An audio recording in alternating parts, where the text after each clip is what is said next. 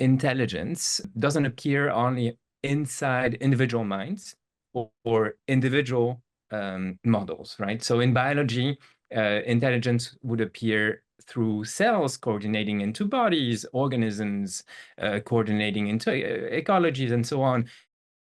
What we tend to think of as human intelligence is not really the intelligence of individual human brains, but it's actually a kind of collective output from human society as a whole. If you like, an individual person, raised like Mowgli in the jungle, would actually not stand out that much relative to the other large primates. But of course, when you get a few million of us together, we can do some pretty impressive things.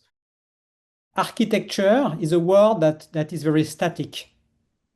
And I think it reflects what is being done in AI currently, which is large-scale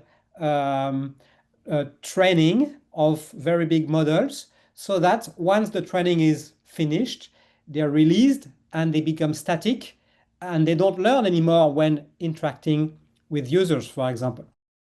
When people often have these debates, is it conscious, isn't it, does it do this, does it do that? As far as I can tell, everything interesting, the question should be what kind and how much, not yes or no.